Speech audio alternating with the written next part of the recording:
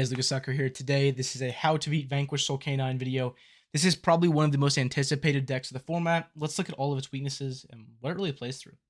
Starting off here, I wanted to look over the cards that are generally main decked in this current format. Some of these could be side decked, but generally main decked right now, and see how these cards are effective against the deck. First off here, I think that Nibiru is actually really good versus the Canine Vanquish deck. If you can pair this with pretty much any sort of non-engine, Nibiru is going to go absolutely crazy. You just use your first form of non-engine to kind of keep them off of Ripper, and they have to extend like a lot further in order to try to like successfully play the game or get their canine cards really rolling. And if you're able to nib them, it usually keeps them off of all, if not like most of their disruptions. The main thing is that when you nib them, they're going to be losing access to the trap card in their deck, because they're not going to get the field spell effect set during the end phase. And having like a big card that you can just drop at the end as soon as you interact with them one time, because they're pretty much forced to use the Ripper to negate like pretty much any sort of hard disruption, whether it's like an Imperm is going to first off just negate the Ripper altogether. But if you have something like an Ash Blossom, they really don't have that many pushes. If you use your Ash Blossom to stop them from bridging to their Vanquish Soul cards, it's pretty much cooked for them. So a lot of the time they will just negate it at that point in time. Another card that you can use in like comparison with Nib is Azuna, because they're almost always going to stop the effect of Azuna to dump from deck because it keeps you off of Lupus. If they're trying to play around things a little bit more to try to play around you having the Lupus in your hand, then they'll just negate the effect of Lupus to special summon. If they do that though, then you can nib them like very successfully, and you don't lose that many resources because you're still going to have the Lupus for next turn, and you basically just like turboed into like having canine cards on the next turn. Let's look back at just a second at the other hand traps that I listed off here. Ash Blossom I think is actually a very, very good card versus this deck. You're able to use this card against Raisin. The main point that I've seen this card be very, very effective versus the deck, though, is on Mad Love. If you Ash Mad Love, trying to keep them off of the field spell, it's very, very impactful to their board, because if you're just having to play against a canine board, it's breakable, right? You have to play through a C104, which that card is cool, and it has a lot of effects on it, but it's pretty easy to play around. It only negates things on the field. It only sends a card from hand if you have a card in hand. So if you have live spell traps like Talents or Thrust, you can just set those face down, and then you're not as prone to losing those cards out of your hand from the C104 card. The other thing is that like the Ripper is not always good into most decks. Like if you can keep them off of the canine side of their deck, if you keep them onto their canine side of their deck, cut them off of the Vanquish Soul stuff, then Ash Blossom is going to like basically create the divide, and you can just play into the board at that point, because the canine stuff is only like 4 disruptions. It's the canine pop from the quick play spell. It is the Ripper negate, the Hound Rip from hand, like the C104, technically Azuna if they have that as well. But let's think about it. If we're playing something like Yummy or Malice, to where we can pretty much play around the like hand effects and not use them for a while. I mean, they're down to 3 disruptions, right? It's a hand rip, it's a pop, and it's a C104. That's fairly easy to play around in almost every situation. And so that's really where you're trying to use Ash Blossom. But let's jump over here and look at Droll for just a second. Droll is a phenomenal card into this deck, even though it does kind of open you up to getting Paradise Smashed. I think a lot of people are starting to cut that card out of their deck just because the situations where you go into it aren't real.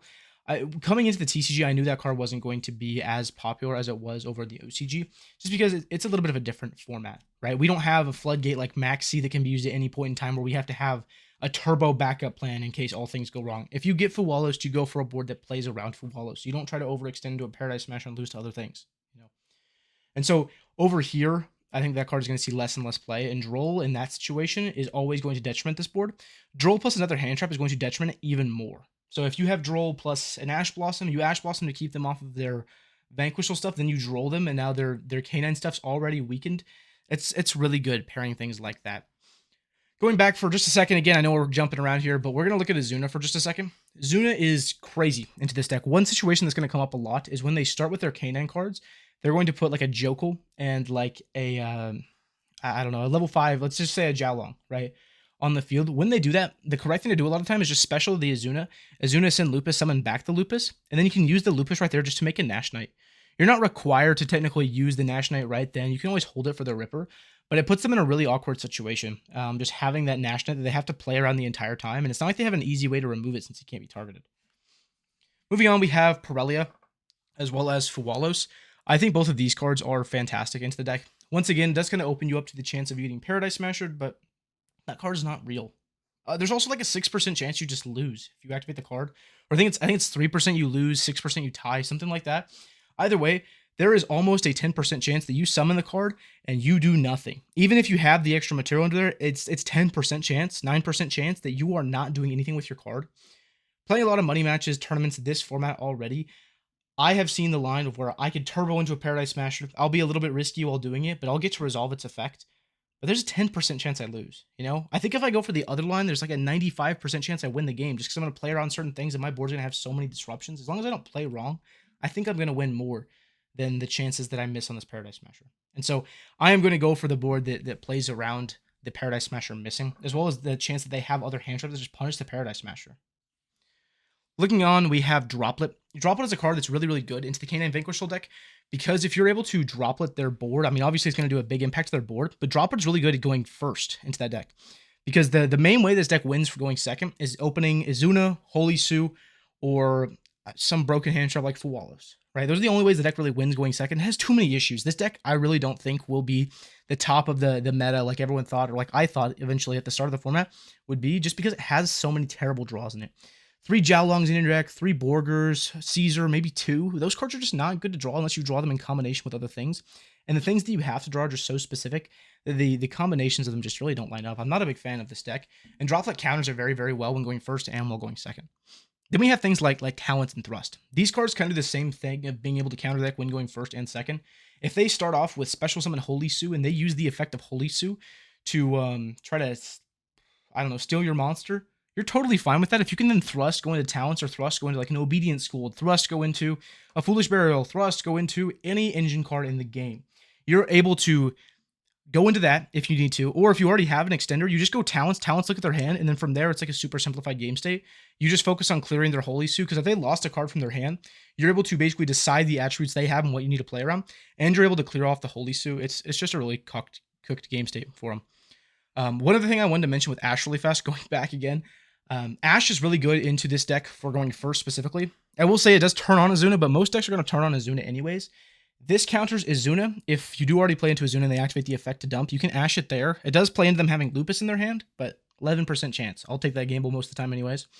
It also plays on Holy Sue if they use the effect of Special Summon Raisin from their deck. Being able to Ash it there feels like such a commitment from them, because now you know 2 of the cards in their hand, and the Holy Sue is free for the taking, because you're more than likely going to be able to remove it with your engine this turn.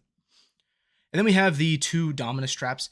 Impulse is obviously very, very good into this deck. Being able to Impulse on the trap card is like the #1 rule of Yu-Gi-Oh! Right now. If you have Impulse, it becomes the most powerful negate against their deck. It just clears their best disruption that they have. And then versus Purge. Purge is very mid versus this deck. It's not as good as Ash Blossom because it can't counter like Azuna when you're going first. But if you do have a trap in the graveyard, being able to use Purge kind of like strike against things like Raisin, or even using this on the field spell is really, really cool, because it's going to clear off the field spell body, the protection, as well as it's going to stop the trap from being able to spawn in and the search. And so it's obviously very, very impactful in those game states. Impulse is obviously usable on the trap like we just talked about, but you can also use this for when they do play on your turn. So if they go Holy Sue effect to Special Summon, you can Impulse there. Or Special Summon from deck, obviously you have to have it on the field first. Like you're doing your combo, they summon Holy Sue effect to Special from deck, Impulse. You feel great about it. Basically the same thing as Ash, except you're going to load up another trap in your graveyard. So if you have 2 impulses, then your next impulse becomes even better. You can also do this versus the Azuna and Lupus. A little bit better into that deck, because when they use the Lupus effect to Xyz, you can Impulse them there, which means you don't have to technically wait for them to show the Lupus. Like with Ash Blossom, you have to use it on the Azuna. With Impulse, we can wait until their Lupus shows up. It also makes the Lupus a little bit easier to deal with, because if you destroy him, he's going to get banished and taken out of the game state. Absolutely forever. I will say, this deck doesn't have that many cards you can side against it. We're going to go over a little bit of the goo and what's good against this deck. The main reason this deck saw so much potential in the OCG, though, is it doesn't have that many counters. But with the trade-off of it not having that many counters, it doesn't have that many go-first good hands. It just has so many terrible draws in the deck, and eventually if you play a full tournament like this, if you go into an event and you play 11 rounds of Swiss, you will brick a lot, and you are just hoping to fall on the positive side of variance a lot more than something like Malice, something like Yummy, that is just uber consistent. It just plays a lot of hand traps to try to supplement the fact that the deck is weaker than yours. And so I think that this is not the right pick for an event, but let's just go over the cards just to be prepared for it. Ghost Ogre. This card is phenomenal versus the deck. Being able to Ghost Ogre the Lupus effect when you're going first kind of keeps them off of being able to Xyz summon on your turn 0. Ogre also is very, very good versus the field spell. Being able to Ogre on the field spell keeps them off of the search, but it also keeps them off the protection and off of the trap card. So that's some cool interactions there. You can also use Ogre in combination with something like Imperm, and when they go I don't know, effect of Ripper to add. They go Ripper effect to add. You chain Ghost Ogre on it. They're obviously going to chain the Ripper negate. Why wouldn't they? You can imperm it right there. You basically remove the threat from the field as well as you've fully taken it out of commission. And they're not able to extend too much further from there. It also opens them up to just any other sort of hand trap in the game. Ogre plus Nib is a very good combo versus deck, because if they do go for Ripper, they go Ripper effect. You Ogre it there. Even if they negate the Ripper and they're able to, or they negate with Ripper on the Ghost Ogre and they're able to resolve their search to do whatever they want, they now basically have to play the Nib. They don't have any other negates they can set up for the Nib, and so it's going to pair very, very well there. Book of Eclipse. This card is insane versus their board. We're shutting off a lot of their monster zones, and so they're not able to extend as far as they would really like to, as far as Rock summoning Raisin and trying to get 2 more names to fill. A lot of the time, they end with like 4 monster zones filled up. And so if you're able to block those off with Book of Eclipse, it's obviously very, very powerful versus them. It also turns off the Canine Quick Play spell. Turning off the Forced Release takes away their biggest disruption. A non-target pop that doesn't trigger talents or thrust and like sets them up for an immediate hand rip for positive advantage and resource knowledge. Having Eclipse to counter that as well as most of their board is insane. Obviously, this card does get hit by Ash Blossom, so it has some cons about it, but it trades with so much of the board that I think it's definitely worth playing into this deck if you do have this card in your side deck. It's also very good against their go first attempts. So when your go first attempts. So when you're going first, you set this card face down. If they normal raise him, you can activate Book of Eclipse right there. Even if they tag out, whatever they tag out and summon is going to get booked face down. So definitely something to keep in mind. The Book of Eclipse as well, even if they do Ash it, it's taking away a fire attribute from their hand, which they don't have the most fire attributes. So there's a good chance that that's still going to hinder their turn if they Ash it. Then we have Dark Ruler. Dark Ruler is very, very strong versus this deck. Being able to basically turn off everything that they have except for their 2 back row disruptions is very powerful. The 2 back row disruptions, I will say, are their strongest interactions. It is the Canine Quick Play spell, non-target pop that does not play in a talent, sets up a Werewolf hand rip, and the Vanquish Soul Trap, which is going to nuke basically everything else on the field, and then enable their Canine plays again, or their Vanquish Soul plays again is very, very powerful. So be on the lookout for those. I will say that Dark Ruler trading with so much of their field, if you have like 5 engine cards, you should be able to play through that board almost no problem. Especially if you're playing a deck like Yummy or a deck like Canine Christian or even a Vanquish Soul Mirror Match, something where you're going to have Zeus in your deck. Zeus is just so powerful versus this deck. If you're able to get to a 4 material Zeus, you use the materials on Zeus to clear it off on this turn. And then on their turn, you interact with them as much as they can. And then whenever you're ready to like fully stop their turn, you just use the Zeus effect, non-target, remove everything on the field. And there's not much counterplay they can have to it there. Now let's look at the goo. This is Mutually Afferred Destruction. This is a card that saw quite a bit of play in the OCG here. The main thing with Mutually Afferred Destruction is it's a settable trap card off of Thrust. This card says both players must keep their hands revealed this turn while their hands are revealed by this effect. If they both have a card in their with the same name in their hands, neither player can activate cards with the name or effect. We don't care at all about that bottom effect. The main thing that we care about is the fact that we have to keep our hands revealed. It turns off all of the Vanquish Soul names. If a card is already being revealed and shown to your opponent, you can't activate it and reveal it again. That's not how it works. They just can't reveal something that's already being revealed. It would flip it back around and look at you, and that's not how it works. You can't pay the cost of your cards. And so it's obviously very, very good into the Vanquish Soul side of this deck, but it's also good into the Canine side of this deck. You're always going to activate this card in standby phase, 1 for the hand knowledge of it, but 2, it also plays around things like Jokul and as things like Chaining Holy Sue. Jokul also has to reveal to special summon because he has to reveal another level 5 fire in your hand. And so if you're able to use Mutually Afferred Destruction there, it's cutting off both sides of their engine. Basically, the only thing they can do now is play Mad Love Control. They can normal Mad Love, they can add something, and they can try to like bounce a guy, set up for some sort of interaction with the turn on with the bounce. I'm talking about like the bounces on like the next turn, not this turn because obviously they can't reveal for it. But they can set up like a bounce plus they can search for a Holy Sue, but it's still so little resources. And most of the time when you get Mutually Afferred Destruction, it's because they hand trapped you with Thrust and you're still able to get pretty far into your combo. And then the last thing I wanted to show here was Black Goat Laughs. I think the Black Goat Laughs is a super cool card this format because it just has so much coverage. Being able to use Black Goat Laughs to call something that they are about to special summon, like Holy Sue, basically making it impossible for this card to get in rotation is very, very powerful. But also being able to use this card to blank a Jokul effect is insane. Because if I pull up Jokul here, let's go ahead and read this card. It says special summon both. So if they activate Jokul and they reveal something like Holy Sue, and you use the first effect of Black Goat while it's set, and you call Holy Sue, it's going to stop the Jokul for summoning. And then it's going to make that Holy Sue that they had in their hand absolutely useless this entire turn. So Black Goat has some really cool interactions there. You can also play Black Goat with something like Foolish Barrel Goods. Being able to send Foolish Barrel Goods and then having that interaction to call either Azuna or Lupus or Holy Sue as they try to interact with you is really, really cool. And so having that as just like extra coverage for your Go First combo is absolutely phenomenal. That's going to be pretty much it for the cards I wanted to cover as far as Vanquish Soul. Let me know what deck you want to see next as far as the How to Beat series. I'm going to do a couple more of these for this format.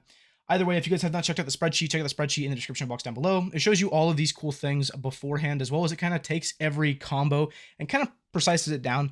That way you guys have it all in one place. Either way, whether you buy the spreadsheet, don't buy the spreadsheet, I appreciate you guys watching the video, and I hope you have an absolutely fantastic day. Thanks. Bye-bye.